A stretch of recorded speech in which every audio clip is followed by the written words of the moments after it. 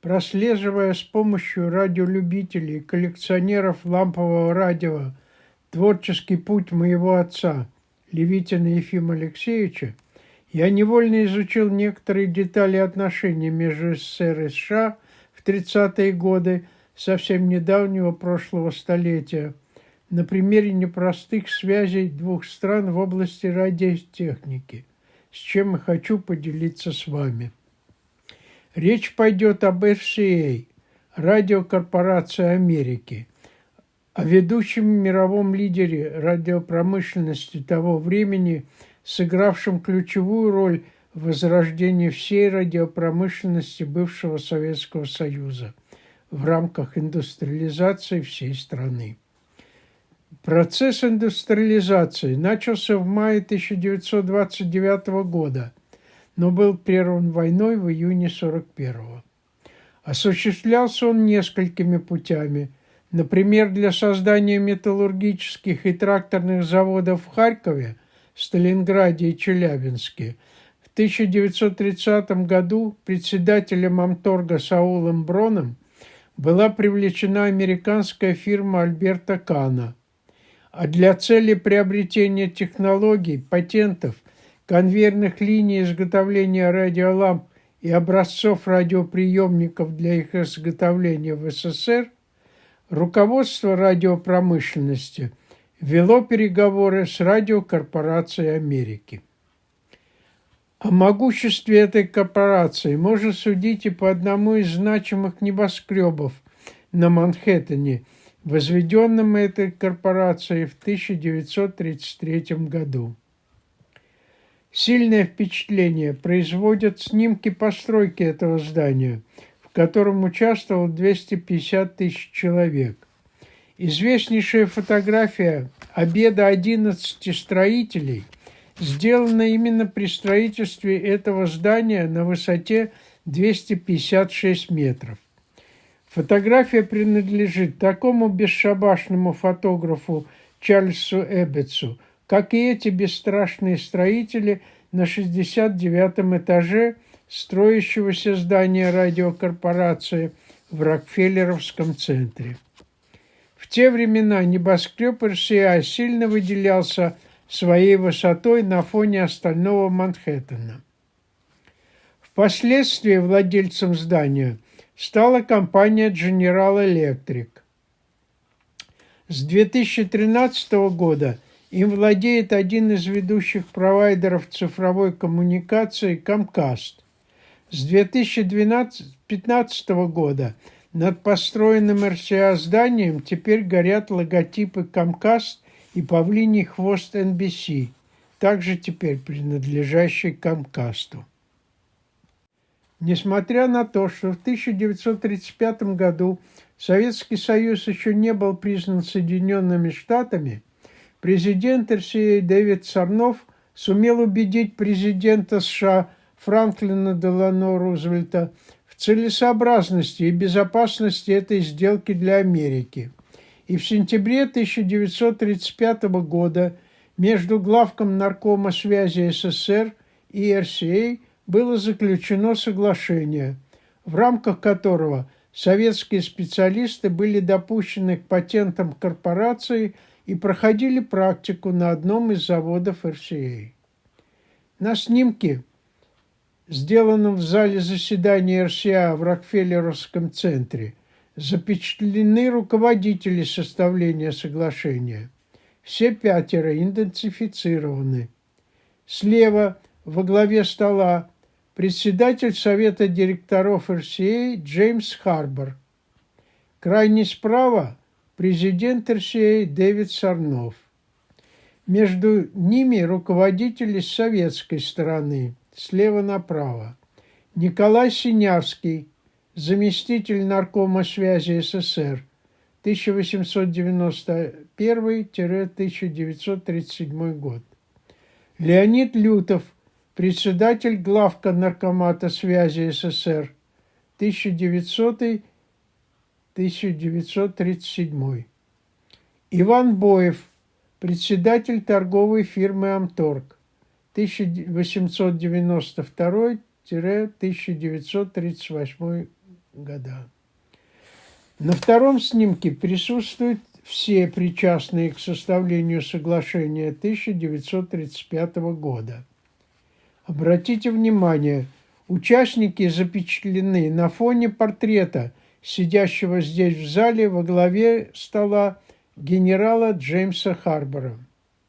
Обе фотографии любезно предоставлены мемориальному сайту Ефима Левитина наследниками библиотеки Сорнова.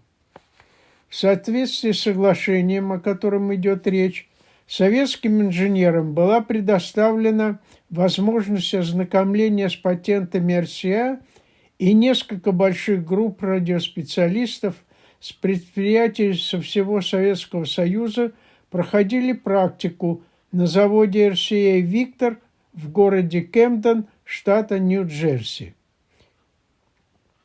На снимке вы видите так называемое здание «Ниппер», в котором размещался этот завод, широко известный всем людям моего поколения своим логотипом на грампластинках и на витражах башни с изображением собаки, слушающей граммофон с голосом своего хозяина. На этой фотографии 1936 года запечатлен банкет, устроенный РСА в честь одной из групп советских специалистов. В президиумной части стола среди руководства РСА я распознал своего отца. На фотографии, на этой уже, подпись Е.А. Левитин в присутствии сопровождающего знакомится с патентами РСА.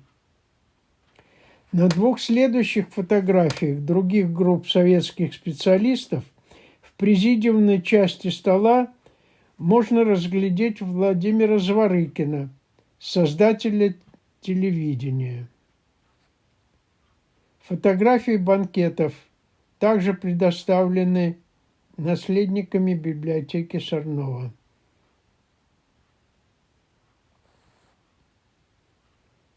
В соответствии с соглашением предусматривалась также закупку РСА 7 конвейерных линий, изготовление главных составляющих всех приемников и передатчиков того времени радиоламп. Незамедлительно эти линии вступили в строй в Ленинграде и в Подмосковье, полностью обеспечив все выпускаемые в дальнейшем советские радиоприемники и радиостанции, и не только для гражданских целей.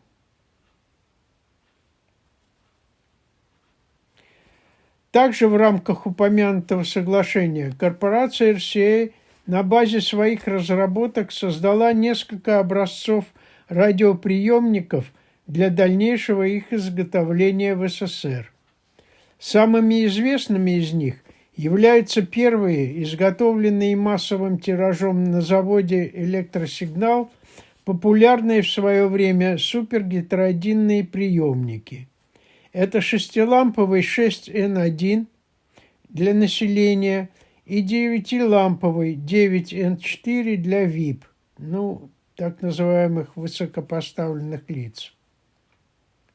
Созданием образцов этих приемников на РСА руководил мой отец Ефим Алексеевич Левитин, в то время начальник лаборатории радиоприемников Института радиоприемников и акустики, в дальнейшем главный инженер завода «Электросигнал», возглавлявший в период Второй мировой войны совместно со своими соратниками по стажировке на РСА разработку и выпуск радиостанций и приемников для самолетов, танков и пехоты, в том числе названной лучшей в этой битве радиостанции РБМ «Заказ Левкой».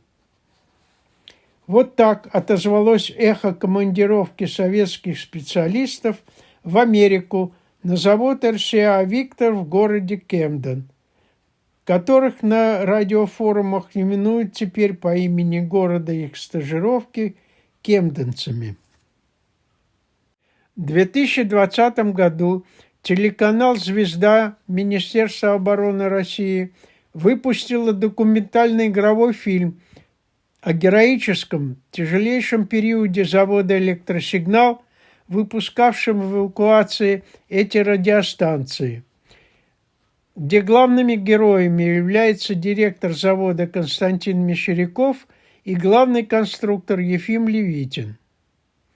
Имя Ефима Левитина радиолюбители и коллекционеры лампового радио до сих пор почитают как автора многочисленных справочников и книг по радиоприемникам, необходимых при их ремонте и восстановлении, называя его отцом русских американцев, имея в виду его заслуги в разработке и внедрении выпуска в СССР упомянутых выше радиоприемников 6Н1 и 9Н4, ставших прародителем огромного поколения супергетеродинных радиоприемников вплоть до 1957 года. Подробности отношений СССР и РСА, фотографии с подписантами соглашения 1935 года с РСА, с советской стороны, непосредственно участвовавших в финансировании контрактов с Америкой и расстрелянной в 1937 и 1938 году, и текст самого соглашения, найденного после 80-летнего пребывания в архивах, все это приведено на мемориальном сайте Ефима Левитина. Ссылки на источники приведены внизу под этим видео в разделе комментариев. Спасибо за внимание.